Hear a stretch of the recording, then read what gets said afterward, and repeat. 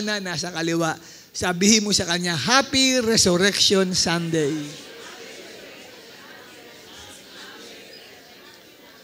At makakaupo na po ang bawat isa sa inyo. So, Happy Resurrection Sunday.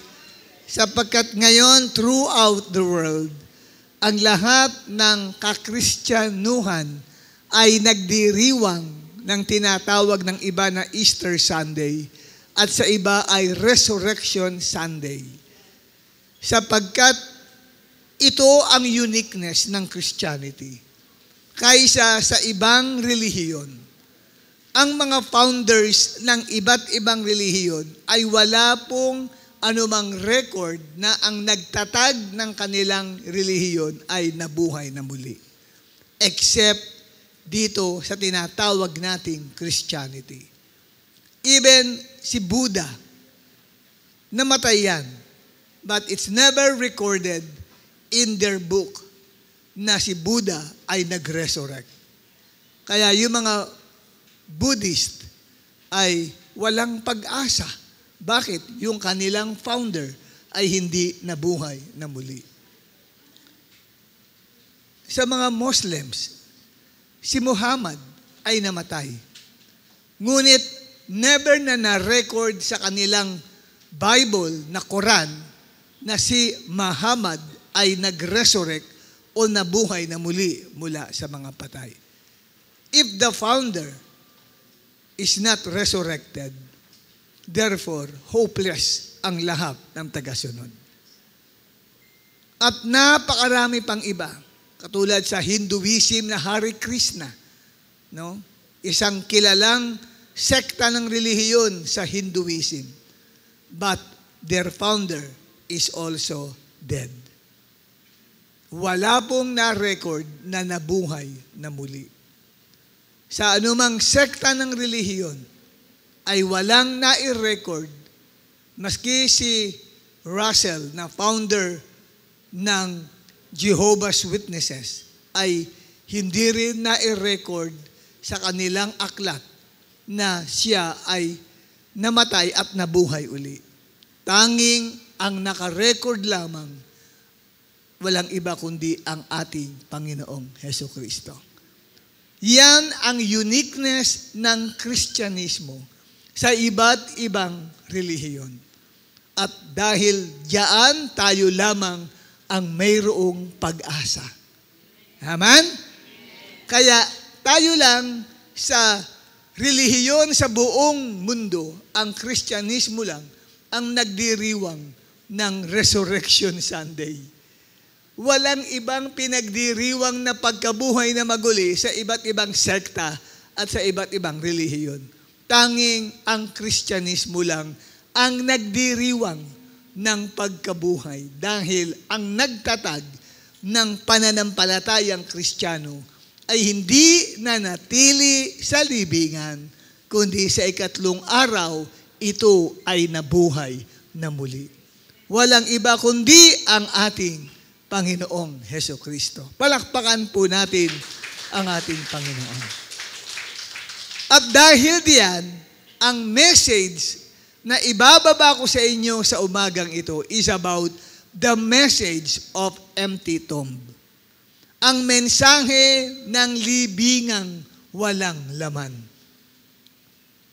At nakita ho natin, kung ikaw ay nakaharap sa akin, sa gawing kaliwa mo, ay mayroong picture about the tomb, an empty tomb. At ako ay nakarating dyan 2009 sa Israel. And I visited that empty tomb. At napakaraming mga tourist ang pumupunta dyan. At na-preserve nila yung pinaglibingan sa ating Panginoong Hesukristo. At yung malaking gulong na batong gulong, hindi po nakatakip iyon, kundi nasa side lang. Para sabihin, anyone is welcome to testify that the tomb is empty. Because Jesus has risen from the dead. Ang ating Panginoong Hesus ay nabuhay na muli. At ano ba ang ipinahahatid na mensahe niyan sa bawat isa sa atin. Mababasa natin yan sa Book of Matthew chapter 28, verse 6. Hindi po tao ang nagpahayag na si Jesus ay nabuhay na muli, kundi ang nagpahayag niyan ay ang anghel ng Diyos. Siya ang nag-testify that Jesus has risen from the dead. Sa Matthew chapter 28, maagang-maaga pa lamang ay nagpunta na ang dalawang Mary sa libingan ng ating Panginoong Jesus. At isa doon ay si Mary Magdalene. At ang sabi, pagpasok nila sa libingan, ay nagulat sila dahil nakabukas na ang bunganga ng libingan. Si Jesus ay inilibing sa isa pong sa isang bundok na naukit lang po ito. At ito po ay mayroon pong pinakapintuan niya ay yung ginugulong na malaking bato. At dito ay nang mapumunta sila doon, naigulong na yung malaking gulong ng bato na ipinantatakip sa bunganga ng kuweba. At ang sabi, nang pumasok sila, ay wala silang nakitang anumang tao na nasa loob. Ngunit, may nakita silang dalawang nakaputi na nilalang. At nagsabi sa kanila, He is not here. Just as Jesus said, Come and see the place where He lay. At nang tignan nga nila, ay wala nga pong nakahiga doon na anumang bangkay. Sapagkat ang patotoo ng anghel, Jesus has risen from the dead. Bakit kaya hindi tao ang nagpatotoo? Kasi kung tao ang nagpatotoo, maaaring ang tao, kapatid, ay hindi natin pwedeng mapagtiwalaan. Because the book of Romans says, all men are liars. Lahat ng tao ay sinungaling. Sino sa atin dito ang hindi nakakapagsinungaling mula na maging tao tayo? Lahat tayo ay nakakapag-speak ng mga bagay na kasinungalingan. Ito man ay white lies, but remember this, all lies are black. There is no white lie. Okay? At yung angel ang nagsabi, He is not here, He has risen. At yung bagay na yun ay ipinamalita nila Mary Magdalene doon sa mga alagad. At sila ang nagsabi. Ang problema, ayaw silang paniwalaan ng mga alagad. Dahil during that time, mababa lang ang tingin sa mga kababaihan. Buti ngayon, mataas na ang pagkilala sa mga kababaihan. But during that time, ay mababa, second-class citizen lang ang turing sa mga babae. Kaya yung kanilang testimony, maging sa court, ay hindi binibigyang halaga sa mga court cases noong panahong yun. Kaya kung meron kang sinasabing witness na hindi ikaw ang pumatay kay Mang Pedro at babae ang witness mo, matatalo ka sa kaso. Dahil hindi binibigyan ng weight ang testimony ng isang babae. Kaya noong sila Mary Magdalene at ng ilang babae niyang kasama ay nagsabi sa mga alagad, nung una hindi maniwala ang mga alagad na si Jesus ay nabuhay na muli mula sa mga patay. Dahil nga ang babae ay hindi pinaniniwalaan sa lahat ng kanyang sinasabi.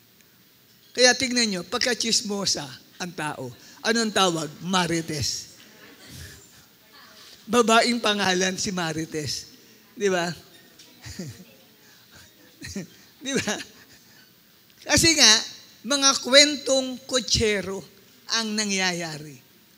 Gayunpaman, hindi nag-originate sa babae ang testimony, kundi sa mga anghel. At sa bagay na yan, mga kapatid, ay pinuntahan mismo ng mga alagad yung lugar na pinaglibingan sa ating Panginoong Jesus. Tumakbo sila. At sa pagtakbo nila ay nakarating nga sila doon sa empty tomb at nasaksihan nila tunay na ang Panginoong Jesus ay nagbangon mula sa mga patay. Kailangan pa ng physical evidence bago paniwalaan ang kwento ng isang babae. Noon yun. Pero ngayon, pag nagsalita ka, babae ka, pinaniniwalaan ka na ngayon. Amen? Buti na lang hindi nabuhay ang marami sa inyo nung panahong yun. Kung nagkataon, sayang lang ang iyong pagiging isang babae.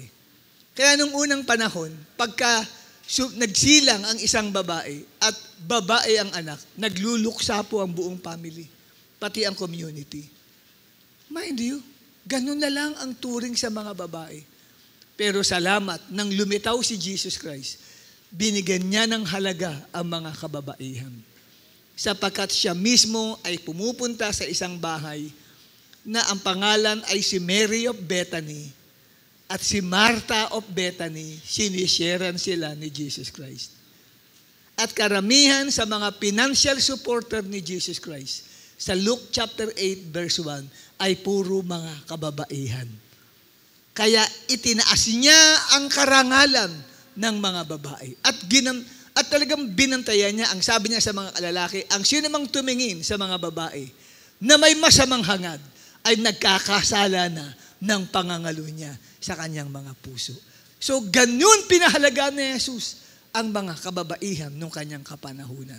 Kaya ngayon, kapatid, meron ng women's suffrage. Nung araw, ang mga babae hindi pwedeng bumoto. Alam niyo ba yun? Maging sa ibang bansa.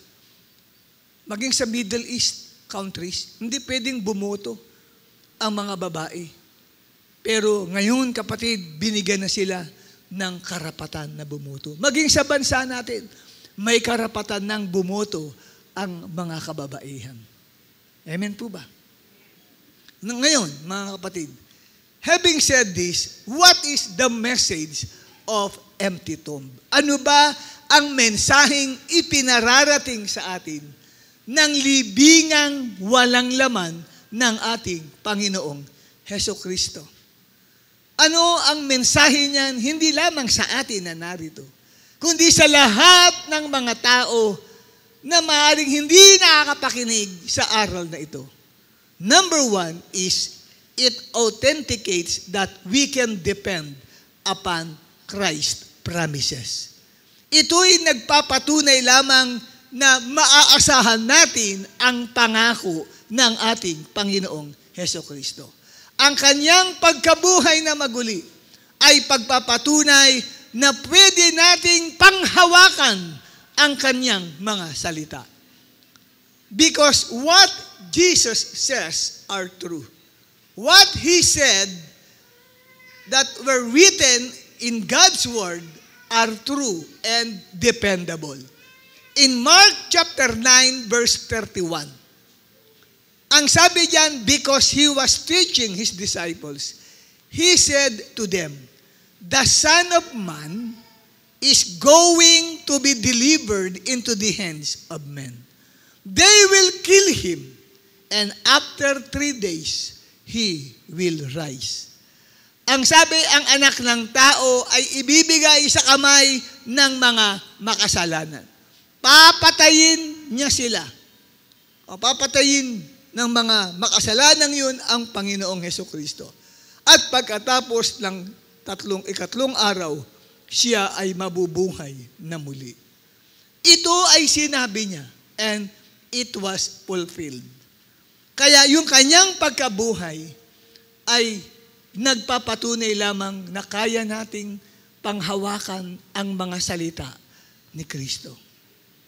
Lahat ng mababasa mo diyan sa written word of God na yan ay panghahawakan mong totoo po yan. Sapagkat isa sa pagpapatunay ay nang sinabi niyang siya ay mabubuhay na muli, ay nangyari mismo kung kaya't ang empty tomb ang nakasaksi sa katotohanan ng kanyang mga sinabi. At dahil po kapatid na Mapanghahawakan natin ang mga pangako ng Diyos. May pag-asa tayong pwedeng panghawakan. Marami tayong natatanggap na pangako ng tao. Ilang sa atin dito, nag-promise ang tao sa atin, binigulang tayo sa mga promises na yun. Di ba? Ang dami nating na-receive ng mga promises ng tao. Sa birthday mo, sa anniversary ninyo, marami mga promises ang tao sa iyo. Hayaan mo, hindi kita kalilimutan. Pero noong dumating na yun, dapat tuparin niya yung pangako niya. Wala. Nga. Yung tao na umaasa sa pangako ng tao. Hindi ho ba? Lahat tayo nakakatanggap ng promises ng tao. Pero nasasadlak lang sa kabiguan. Pero ang pangako ng Diyos ay tangi nating mapanghahawakan.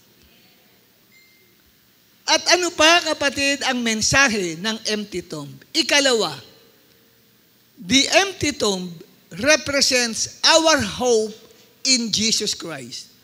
That He had died for the sins of humanity, had defeated death and the devil for us, and sealed it by His resurrection to eternal, immortal life. Wow! Napakaganda ng mensahe ng empty tomb. Sapagkat naghahatid ng mensahe ng pag-asa sa bawat isa sa atin. Dapat malaman ng lahat that Christ died for all the sins of humanity. Namatay si Kristo para sa kasalanan ng lahat ng tao. Hindi ng iilang tao, kundi lahat ng tao ay dinala ni Jesus ang kasalanan sa kanyang katawan sa ibabaw ng krus. Bakit? Upang tayong lahat ay mapatawad sa lahat nating pagkakasala. That is the message of the cross. The message of the cross is that Christ died for our sins. Ano ang layunin? For the forgiveness of our sins. Ngayon, kung yung nangakong yun, yung gumawa nun, ay namatay at hindi nabuhay na muli, nasaan ang ating pag-asa na mapapatawad tayo sa ating mga kasalanan if the one who did it did not raise from the dead? Hindi nabuhay na muli yung nagsabing na siya ay mamamatay sa cross sa ikapagpapatawad ng ating mga kasalanan. Nasa na yung pagkamatay niya sa krus? Mapapawalang bisa ang lahat ng iyon. But Jesus has risen from the dead. Ngunit siya na namatay sa krus na nagdala ng kasalanan ng bawat isa sa atin ay nabuhay na muli. Therefore, yung kanyang ginawa sa krus ay tunay lamang na magaganap at mangyayari sa ating mga buhay. At meron tayong assurance, meron tayong katiyakan ng kapatawaran ng Diyos sa lahat nating mga pagkakasala. Walang paraan para tayo mapatawad ng Diyos. Hindi sapat ang mabuting gawa mo para mapatawad ka sa mga kasalanan mo. Don't think that your good works is enough to be forgiven by God. Ang sabi ng Bible, Ephesians chapter 2, verse 8 to 9, for by grace you have been saved by faith, and it does not come from you. It is the gift of God, not by works, so that no one can boast.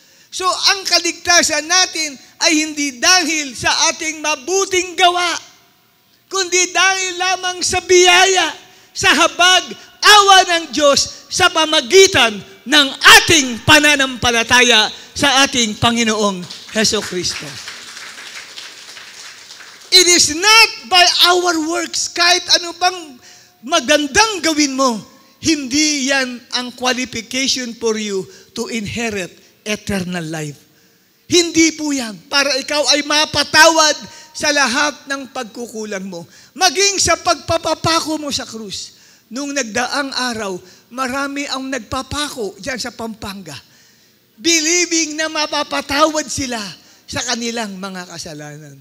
Delikado po yung magpapako ka sa krus. Para mong sinasabing kulang ang ginawa ni Kristo. Hindi sapat, kaya kailangan ako magpapako para ako mapatawad. That is blasphemy against God. That is blasphemy against the Lord. Ipapako mo ang sarili mo. Tutularan mo ang ginawa ni Jesus Christ. Dapat hindi mo kayang pantayan yun. Dahil yung ginawa ni Jesus, it's enough. Kaya nga nung siya'y nakabayubay sa krus, bago siya malagutan ng hininga, anong sabi niya? It is finished. Tapos na. Binayaran na niya ang kasalanan ng bawat isa sa atin. At yung Greek word nun ay tetelestai. Pag ni-research nyo, ginugel nyo, ang kahulugan ng tetelestai, yung sa translation ng English ay it is finished. Ang literal meaning nun ay paid in full. Paid in full. So, ibig sabihin, ay binayaran niya, walang utang. So, kung paid in full, wala nang balance, hindi mo na kailangan bayaran pa sa pamagitan ng pagkokopya ng kamatayan ni Jesus sa krus. It's enough. Ang kailangan mo na lang sampalatayanan, paniwalaan, pagtiwalaan ang ginawa ni Jesus sa krus at ikaw ay tunay na mapapatawad sa iyong mga pagkakasala. That's why it's blasphemy, ang pagpapapako sa krus. Kaya dito, ang sabi ng Ephesians 1:7, in Him we have redemption through His blood, the forgiveness of sins in accordance with the riches of God's grace. Wow, tayo raw ay may katubusan sa pamagitan ng kanyang dugo. When Paul speaks about the blood, it speaks about Christ's death. Tumutukoy sa kamatayan yan ni Jesus Christ. Na tayo'y tinubos sa kasalanan. Yung mga mahilig magsanla dito, naintindihan mo ang pagtubos. Mahilig magsanla ng alahas, nauunawaan mo yan. Pamilyar ka dyan. Amen po ba? Pag sinabing pagtubos, muli mong binibili yung iyong dating pagmamay-ari, properties mo. Kinukuha mo uli yung singsing na sinanla mo o yung relos na sinanla mo. Tayo ay nasanla dahil sa kasalanan. Salamat sa Diyos. Binayaran tayong buo ni Kristo sa pamagitan ng kanyang kamatayan sa krus. At totoong mangyayari yun dahil ang gumawa nun ay nabubuhay magpakailan pa man. Amen? At siya'y buhay at hindi patay.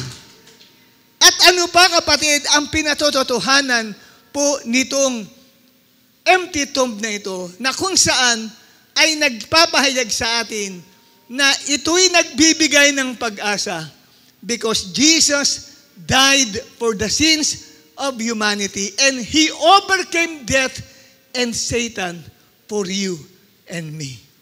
Because on His resurrection, Christ Jesus overcame the power of death and hell. Kanyang ginapi ang kapangyarihan ng kamatayan at ng impyerno. Ano ang sabi ng Revelation 1 verse 18? Nakipagtagpo ang Panginoong Yesus kay Apostle John sa Patmos. At nakita ni Apostle John si Jesus Christ. At ang sabi sa kanya ni Jesus, I am the living one. I was dead, and now look, I am alive forever and ever. And I hold the keys of death and Hades. Siyang may hawak ng susi ng kamatayan at ng impyerno. Ano ang ibig sabihin nun? Ibig sabihin nun, kapatid, ang pagkabuhay na mag-uli ni Jesus ay pagbibigay ng pag-asa sa atin na ang sinumang sumasampalataya sa Kanya ay hindi pupunta sa impyerno ng apoy. Hindi ka itatapon sa dagatang apoy o sa tinatawag nating impyerno, sa makatuwid, ikaw ay may katiyakan ng buhay na walang hanggan. Amen? Yun po, kapatid, ang mensahe nun. Siyang may hawak ng susi ng kamatayan at ng impyerno. Kung siyang may susi nun, hindi mo pwedeng buksan yun. At hindi pwedeng buksan ni Satanas ang impyerno para sa iyo. Amen? Wala kay Satanas. Yun pong hawak ng susi ng impyerno. Kasi pinapakita sa atin minsan sa mga palabas sa TV at palabas sa mga pelikula. Para bagang si Satanas ang naghahari sa impyerno. At ito ay may kalaykay. Di ba? May tinidor. Di ba?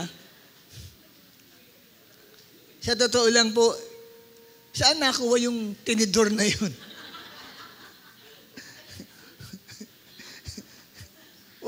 Wala po yan. Fiction lang po yun eh. Kathalang ng imagination yun ng tao. Hindi po ganoon. No? Na wala pong tinidor na hawak si Satan.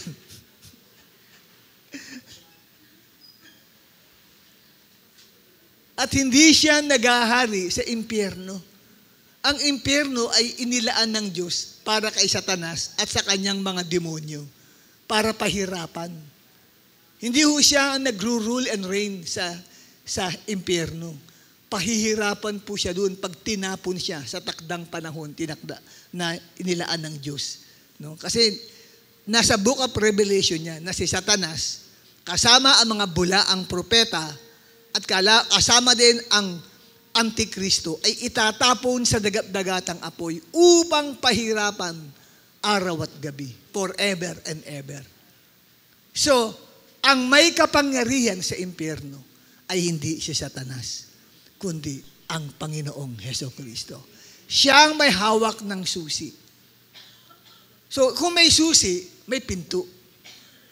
Amen po ba? So, may pintuan ng impyerno. At isinasara yun ni Kristo. Pag nakitang papunta ka sa impyerno, hindi niya bubuksan yun. Bakit? Sapagkat namatay siya para sa iyo. At alam niya ikaw ay may katiyakan. At salamat sa Diyos. Sapagkat nang mamatay si Jesus, ang totoo nang mamatay si Jesus, dinalaw niya yung impyerno na yan. Sumilip sa dyan. Tumingin sa dyan. Kaya ang sabi nga ng ibang mga tawag ito, parang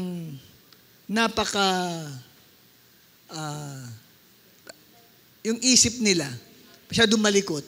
Kaya daw umabot ng ikatlong araw bago nabuhay. Nakipaghabulan pa daw kay Satanas sa pag-agaw ng susi ng impyerno. Nakipaghabulan. Talaga ako itong mga ngaral na ito. Sabi ba naman nung nangangaral yung isang pastor sabi niya, do you know, bakit inabot ang 3 days sa pagkabuhay na maguli ni Jesus? Kasi hinabol pa daw niya, naghabulan daw sila ni Satanas doon. 3 araw daw ang inabot para makuha daw yung susi ng impyerno. Sana makita yun, naghabulan pa sila. Ano yung parang mga bata na naghablutan? Di ba? Hindi, walang katotohanan yun. Kasi bakit? Makapangyarihan ng ating Panginoong Jesus. Siya ay hindi po isang pangkaraniwang tao lang nung nabuhay dito sa lupa. Yes, totoong tao. Pero at the same time, siya rin ay Diyos. Si Jesucristo ay nung naging tao, ay totoong tao. Pero hindi lamang po yun ang isang parte ng pagkatao ni Jesus. Siya rin po ay Diyos. Kaya the man God, Jesus Christ. Meron ba namang tao na tagapagligtas lang natin? Meron ba naman tao siya may hawak ng susi ng impyerno at ng kamatayan? Hindi tao pwedeng humawak nun. Amen? Dapat Diyos. Kaya nga dito ay ipinakilala sa atin na siya ang may kapangyarihan sa kamatayan at sa impyerno. Kung siyang may kapangyarihan sa kamatayan, walang pwedeng mamatay sa atin na hindi alam ng Panginoong Yesus. Kahit gusto kong kunin ni Satanas ang buhay mo, wala siyang karapatan dahil wala sa kanya ang susi. Nasa kanya. Kaya namamatay ang isang tao, nakatakda na talaga yun. Alam niyo ba yun, nasa Book of Job, chapter 14, na bawat isang tao ay mayroon pong itinakdang petsa o araw, taon at buwan kung kailan ang kanyang paglisan sa mundong ito. Hindi po pwedeng mamamatay ka na wala sa kalendaryo ng Diyos. Na si Lord nabigla, namatay yung aking anak. Hindi. Alam niya yun. Ka-schedule lahat yun. Hindi mo pa schedule.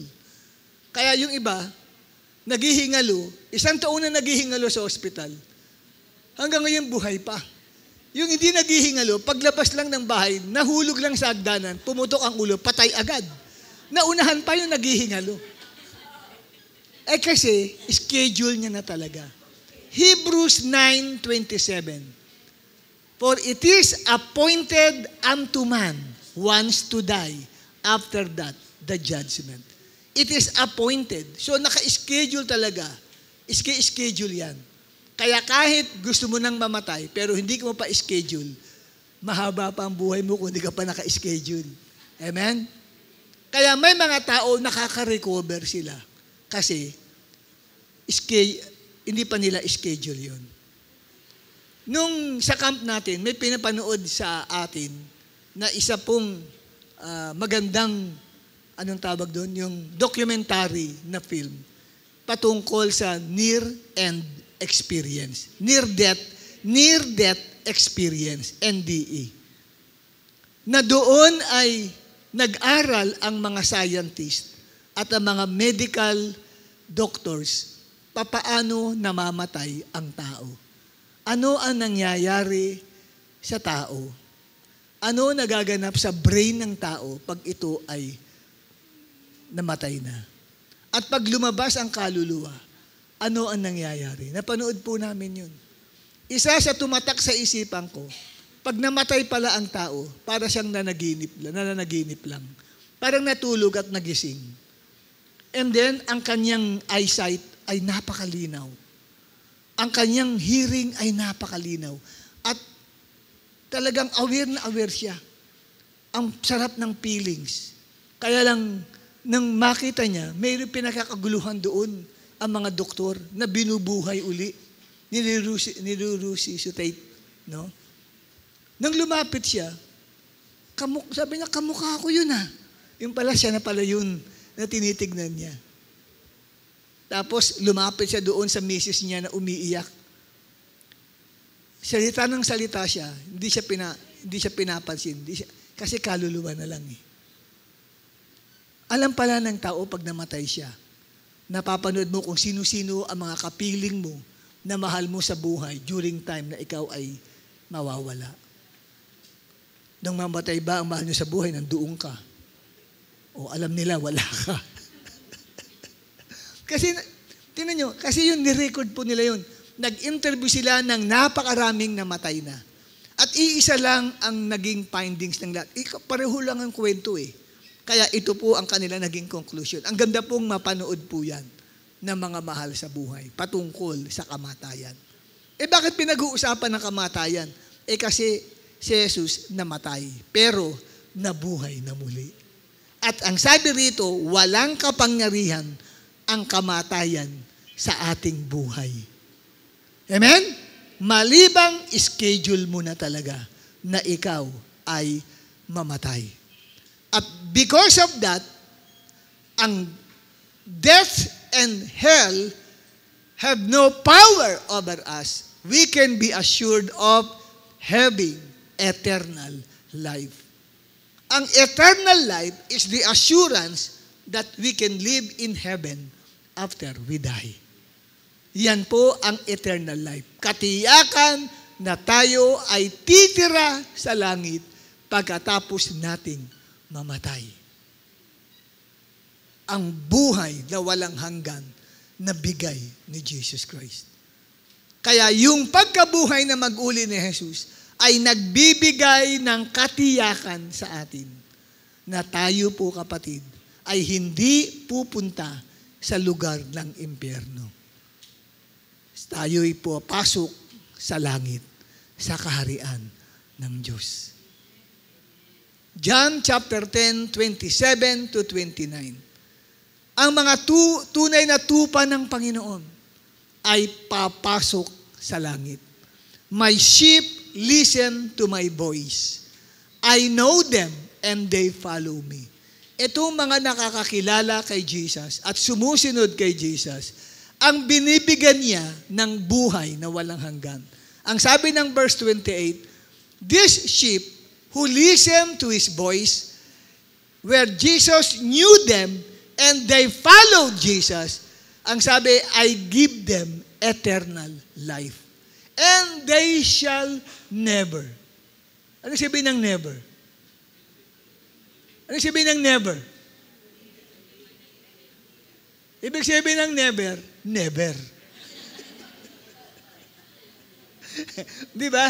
Never, never, never perish. Hindi kahit kailan mapapahamak ang sino mang sumusunod sa Kanya. Kasi ang tunay na tupa niya, sumusunod sa ating Panginoong Jesucristo. At ang sabi, and no one will snatch them out of my hand. Walang makakaaga, walang snatcher na uubra sa Panginoon. Hindi ka po pwedeng nakawi ni Satanas sa kamay ng Diyos. Amen? You are assured of your salvation. Yan po ang tinuturo ho rito. Kaya si Jesus, nabuhay na muli, hawak niya ang susi ng impyerno. At siya lang ang may karapatan sino ang papapasukin at sino ang hindi. Si Lord ang ating tagapagligtas. At siya yung may authority sa impyerno. Papayagan kanyang pumunta doon? Never. Never. Sabi sa katabi mo, never. Never akong pupunta sa impyerno. Amen? Kahit gustong-gusto ng impyerno na ikaw ay pupunta sa Kanya, pero hindi papayagan yun ni Jesus Christ. Salamat sapagkat buhay ang ating Panginoon. Amen po ba? May hawak ng susi ng kamatayan at ng impyerno. Tandaan nyo pag sinabing may hawak ng susi ng kamatayan, si Jesus ang may hawak kung kailan tayo kukunin sa mundong ito. Walang karapatan si Satanas. Wag mong sabihin, kinuha ni Satanas ang buhay niya. Kung Kristiyano yan, kung nakatanggap kay Jesus Christ yan, walang kapangyarihan si Satanas kunin ang buhay mo. Kaya lang namatay ka dahil time mo na talaga. Dahil hawak ni Jesus ang buhay mo. Amen? Kahit malubha pang sakit at karamdaman mo, dahil hawak ni Jesus ang buhay mo, walang karapatan ang karamdaman kunin ang buhay mo. Kaya kung ikaw ay sumakabilang buhay dahil sa karamdaman, hindi karamdaman ang pumatay sa'yo. Schedule mo na lang talaga yun. Dahil hindi papayagan ni Jesus Christ na kunin ang buhay ng isang taong nananalig, sumasampalataya at nagmamahal sa Kanya. Amen. And another message of the empty tomb, it represents hope for all the believers of Jesus Christ, giving us the assurance that we can be resurrected also like Christ. Yung empty tomb, ang mensahe niya, kung paano si Jesus ay nabuhay na muli, ikaw din ay mabubuhay na muli pag ikaw ay namatay at nalibing. Yan ang pag-asa ng pagkabuhay na mag-uli ni Jesus Christ. Meron pong pagkabuhay na magaganap din sa atin. Yung pagkabuhay na sinasabi is the physical resurrection of our bodies. Marami tayong mga mahal sa buhay na inilibing. 6 feet below the ground. Pero hindi lahat ng mga nalibing na yun ay makakaranas ng physical resurrection. Tanging sila na sumasampalataya sa ating Panginoong Jesus. Ang sabi ng John 11:25 to 26. Jesus said to Martha, I am the resurrection and the life. The one who believes in me will live even though they die. And whoever lives by believing in me will never die. Do you believe this? Ang sinumang sumasampalataya sa akin ay hindi mamamatay kahit kailan. Mamamatay ka nga physically, pero hindi ka mananatili sa libingan. One day, sa tinakdang araw ng Diyos, ang inilibing sa North Cemetery, sa South Cemetery, o sa anuman pong private cemetery, mawawasak po yung nicho. Bakit? Kasi yung taong inilibing, ang katawan niya ay magre-resurrect. Babangon yan, kapatid. Kung ang taong yan ay isang mananampalataya ni Jesus Christ. Pinangako yan ng Panginoong Yesus. Maging sa John 14, verse 19. Ang sabi ni Jesus sa kanyang mga alagad, before long, the world will not see me anymore. But you will see me because I live. You also will live.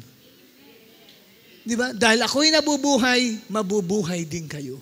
So, si Jesus ay nabuhay na muli, mabubuhay din tayo.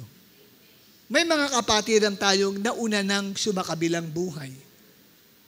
Yung iba sumakabilang bahay. Pero may iba naman ay sumakabilang buhay. Okay? So, yung sumakabilang buhay ang i-resurrect, hindi yung sumakabilang bahay. Okay? Mga sumakabilang buhay. Ngayon, ang tanong, kailan ba mangyayari ang pagkabuhay? When will the resurrection happen? Ito po ang order of resurrection, sinulat ni Apostle Paul sa 1 Corinthians chapter 15, 21 to 24. Basahin ho natin. For since death came through a man, the resurrection of the dead comes also through a man. For as in Adam all die, so in Christ all will be made alive. But each in turn. Ito po ang tinatawag nating sequence ng resurrection. Ito yung schedule ng pagkabuhay. Ang sabi, verse 23, Christ the first fruits. Si Christ ang unang nabuhay na maguli. Siya po ang first fruits. Siya ang first fruit. Kaya lang dito nakalagay, plural, first fruits. Kasi, nang si Yesu Kristo po ay namatay, yung mga saints, Old Testament saints na nakalibing, ay nabuhay na muli.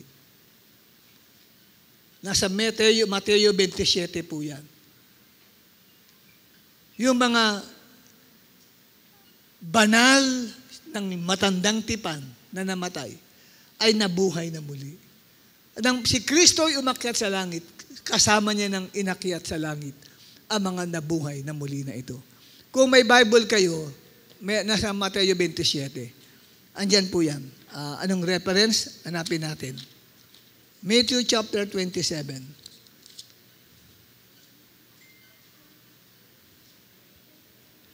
Verse 51 hanggang 53. Biglang nahati ang tabing ng templo mula sa itaas hanggang sa ibaba nang ang Panginoong Yesus ay malagutan ng hininga. Nayanig ang lupa at nabiyak ang mga bato. Verse 52. Nabuksan ang mga libingan at muling nabuhay ang maraming banal na namatay. Lumabas sila ng libingan at nang muling mabuhay si Jesus, sila ay pumasok sa banal na lungsod at doon marami ang nakakita sa kanila. Nagkaroon ng resurrection nang si Christ ay mamatay. Tapos nung mabuhay na muli si Jesus, sumama sa kanya ang mga nabuhay na maguling ito. Pumasok sila sa lungsod ng Jerusalem. At nakita yan ng maraming tao. Ayan o. Verse 50, the tombs broke open and the bodies of many holy people who had died dead were raised to life. They came out of the tombs and after Jesus' resurrection, they went into the holy city and appeared to many people. Yan po yung first fruits. Christ ang una, and then yung first fruits of the resurrection, yan po, yung mga Old Testament saints na sumama na rin pong umakyat sa langit. Tapos, sumunod, when He comes, verse 23 tayo ng 1 Corinthians 15. Balik natin doon. Sis, sa verse 23. When He comes, sa pagbabalik niya, those who belong to Him. So, ang resurrection na magaganap sa bawat mananampalataya ay mangyayari sa pagbabalik ni Jesus Christ. At yung bubuhayin ng muli, ang sabi, those who belong to Him. Ang tanong, kabilang ka ba sa Kanya? Ito ang importante. May personal na relasyon ka ba kay Jesus Christ? Tinanggap mo ba si Jesus bilang personal Savior ng buhay mo? Yan ho ang bubuhayin na muli sa pagbabalik ng ating Panginoong Jesucristo. At ang tawag po dyan ay rapture. Ang 1 Thessalonians chapter 4, ito po, pakita natin ang 1 Thessalonians 4:13 to 17. Basahin natin. Brothers and sisters, we do not want you to be uninformed about those who sleep in death, so that you do not grieve like the rest of mankind who have no hope. For we believe that Jesus died and rose again, and so we believe that God will bring with Jesus those who have fallen asleep in Him. Next, verse 15. According to the Lord's word, we tell you that we who are still alive, who are left until the coming of the Lord, will certainly not precede those who have fallen asleep. Verse 16. For the Lord Himself will come down from heaven with a loud command, with the voice of the archangel, and with the trumpet call of God. And the dead in Christ will rise first. After that, we who are still alive and are left will be caught up together with them in the clouds to meet the Lord in the air, and so we will be with the Lord forever. So, nakita natin dito na sa pagbabalik ni Kristo, ang mga nangamatay kay Kristo ay unang bubuhayin na muli. Paano po kung ako po ay buhay pa? Na pag dumating si Christ, ano mangyayari sa akin? Dadaling ka ng buhay sa langit. Yan ang sabi rito sa verse 16, di ba? Verse 17. After that, we who are still alive, kung hindi ka pa namatay, at dumating si Lord, ang sabi, you will be caught up together with those believers who have risen from the dead.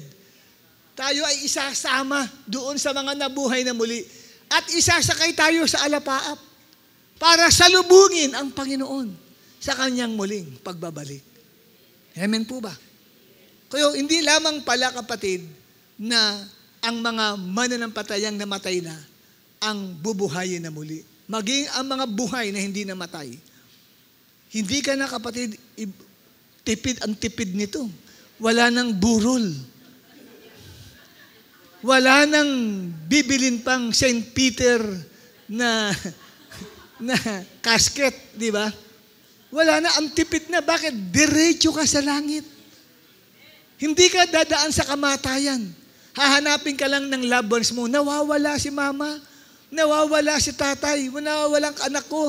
Hindi pa umuwi ngayon. Nabalitaan ko lang sa radyo, biglang marami daw nawala bigla sa mall. May mga naglalakad, biglang nawala. Maraming mga aksidenteng naganap.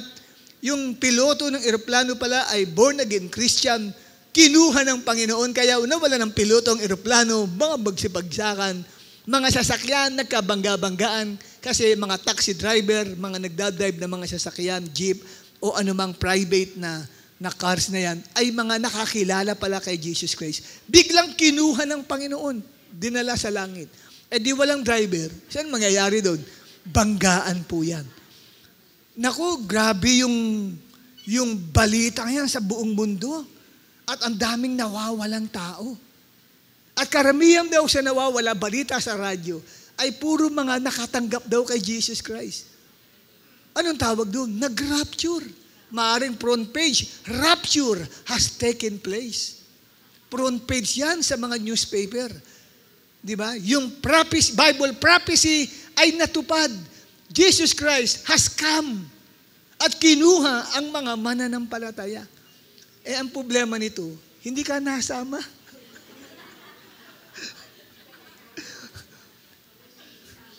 Hawak-hawak mo yung dyaryo. Di ba? Rapture has taken place. Hindi ako nasama.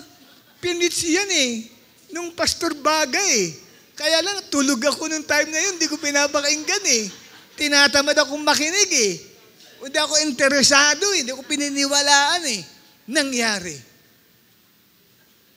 Amen? Kaya nung pinasunod sa prayer, ayoko, nag-CR muna ako. So makita ko natin dito kapatid, may ganung sunod-sunod. And then, ano pa mangyayari sa resurrection? Hindi lahat ng mga patay ay binuhay sa pagbabalik ni Kristo. Yung mga bubuhayin pa ay pagdating ng katapusan ng mundo. And then the end comes. Sabi ng 1 Corinthians chapter 15, verse 24. Then the end. Sa katapusan ng mundo, may bubuhayin pa. Sino-sino kaya yan? O pwede yan ay mga believers din. Kaya lang special ang pagkabuhay nila. Dahil sila'y maghahari dito sa lupa sa loob ng 1,000 taon. Sila yung mga pinugutan ng ulo dahil sa kanilang pananampalataya sa Diyos. Naghari na yung Antichrist hinahabol sila. Mga pinugutan ng ulo. Anong sabi? They shall reign with Christ for 1,000 years. Yun ang mga binuhay na muli. Hindi sila parte ng rapture. Parte sila after the rapture. Kasi pag nag-rapture, si Antichrist magro-rule. So may mga Christians pa rin palang hindi makakasama sa rapture. Ito yung mga tinakdang mapugutan ng ulo siguro. Ito yung mga matitibay na mananampalataya. Kasi mag-reign with Christ 1,000 years on this planet Earth. Wow! Millennium period ang tawag.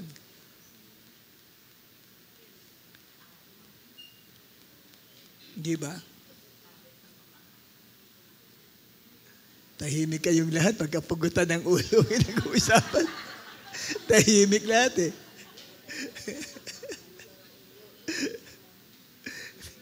Okay, last but not the least, number 4 na tayo. What is the message of empty tomb? Number 4 is, do not be afraid because He holds your future. Hindi ka dapat matakot. Yan ang mensahe ng libingang walang laman ni Kristo. Jesus Christ has risen from the dead. Ano ang mensahe nun? Do not be afraid.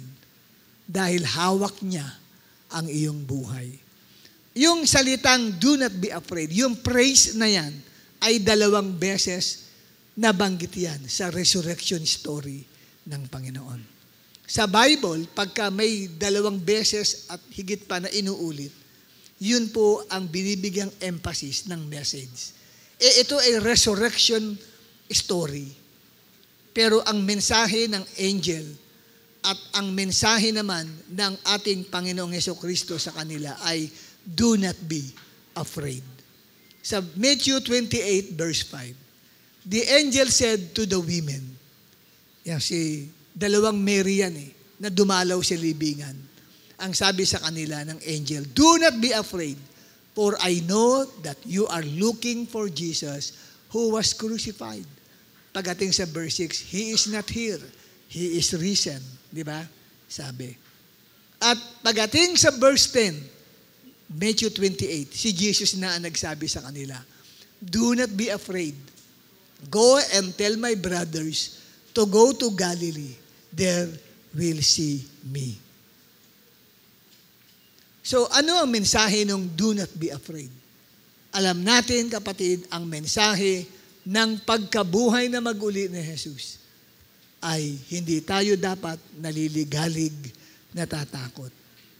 Bakit yun ang mensahe sa 2 babae? Kasi si Jesus, ginawa nilang Panginoon na tagapagligtas ng buhay nila.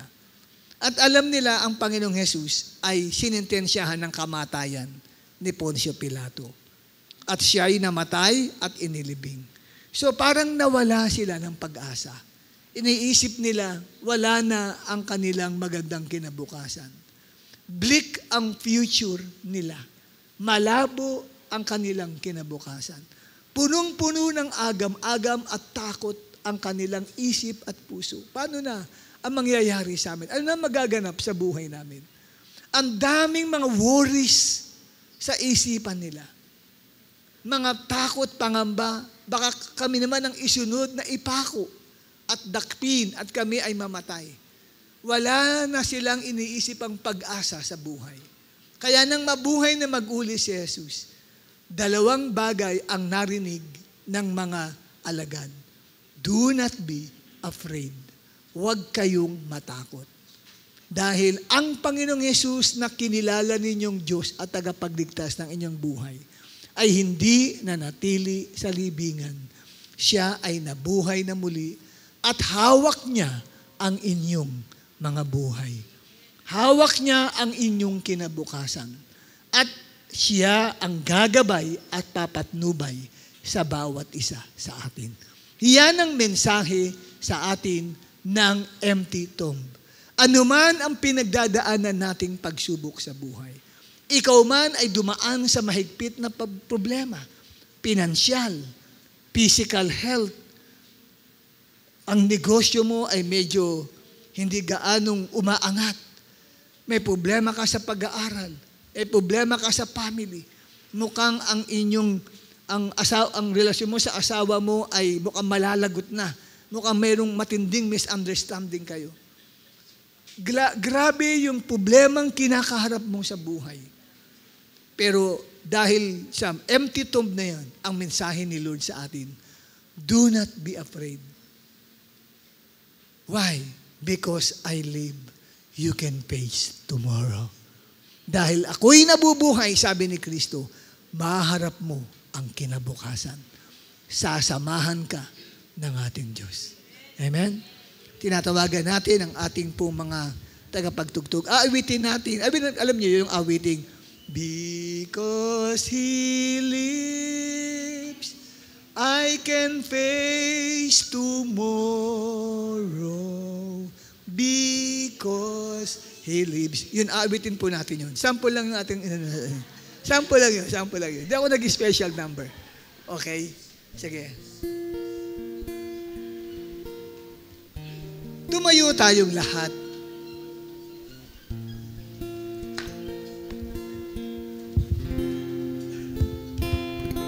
God sent His Son, they called Him Jesus. He came to love, heal and forgive. He lived and died to buy my pardon. Empty grave is there to prove because He lived. God sent His Son, they called Him Jesus. He came to love, heal and forgive. He bled and died to buy my pardon. An empty grave is there to prove my Savior lives. Because He lives, I can face tomorrow. Because He lives. All fear is gone. All fear is gone. Because I know Because I know He holds the future, and life is worth living just because Umpisahan natin sa umpisa. God sent His Son. They called Him Jesus. They called Him Jesus.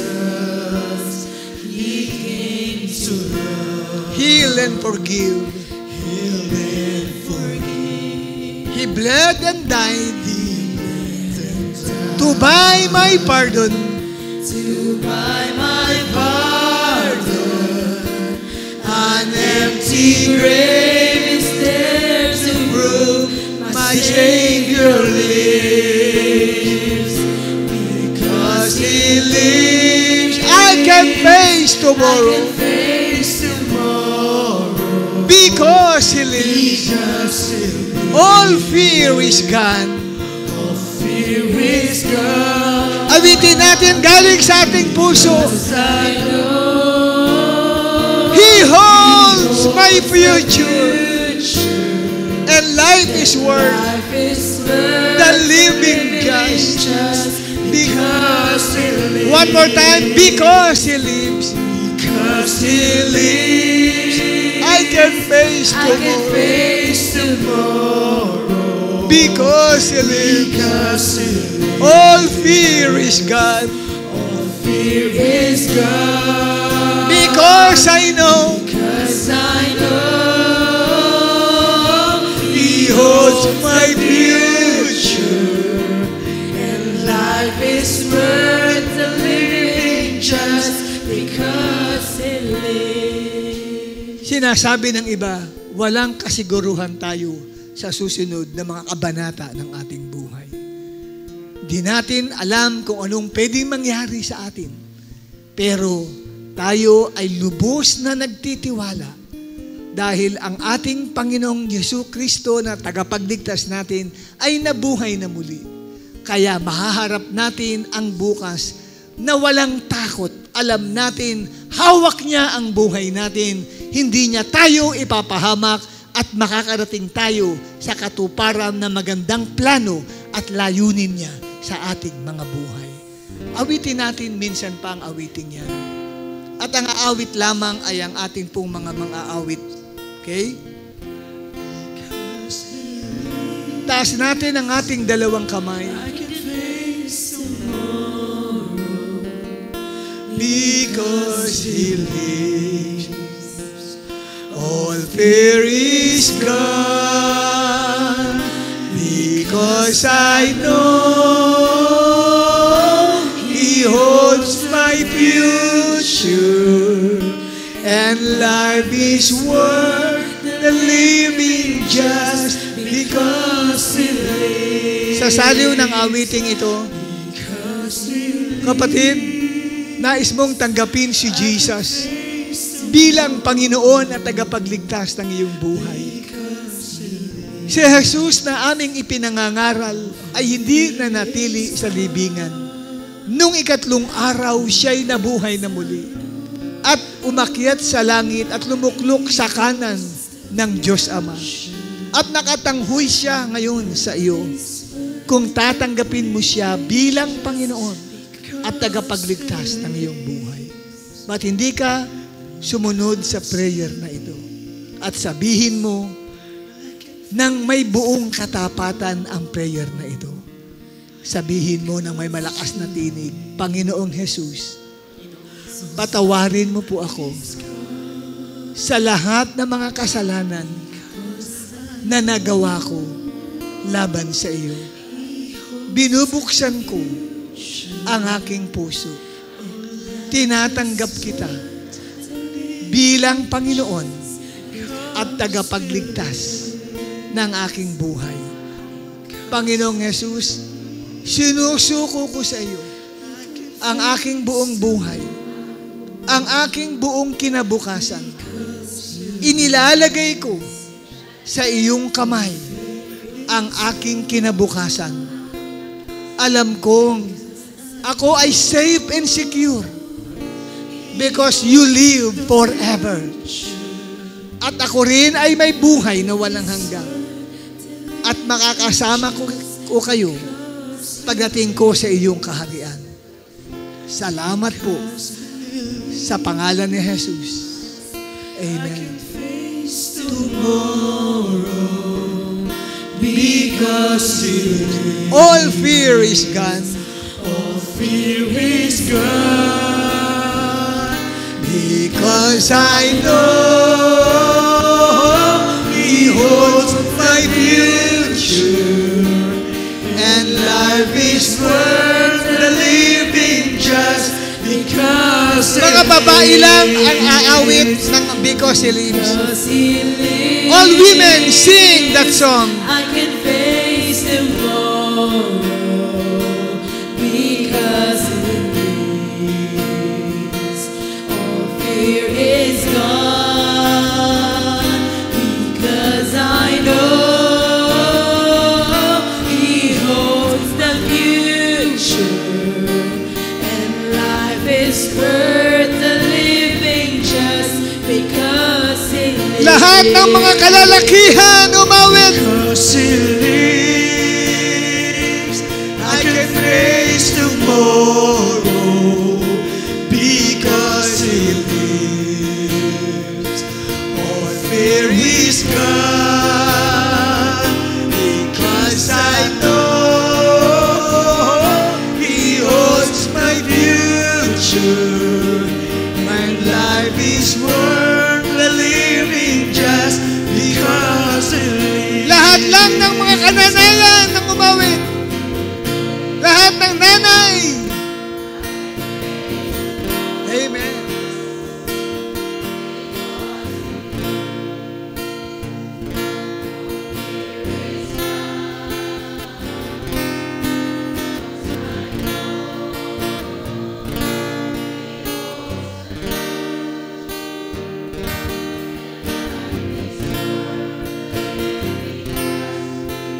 Lahat ng singles.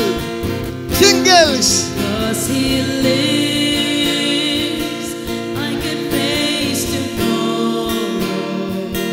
Because He lives, all fear is gone. Because I know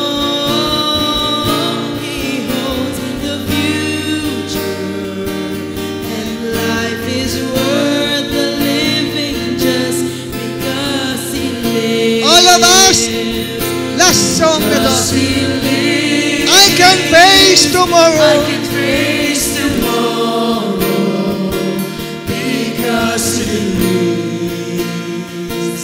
All fear is gone because I know He holds the future, and life is worth the living just because He lives. Life is worth the living just because He lives. Amen. Purihin ang Diyos, luwalhati sa kanyang banal na pangalan, tunay that the Lord has risen from the dead. Amen? And we can face tomorrow. Yan. So dito ay meron tayong mga papalapitin sa harapan upang ating kamayan. Makakaupo na po kayo.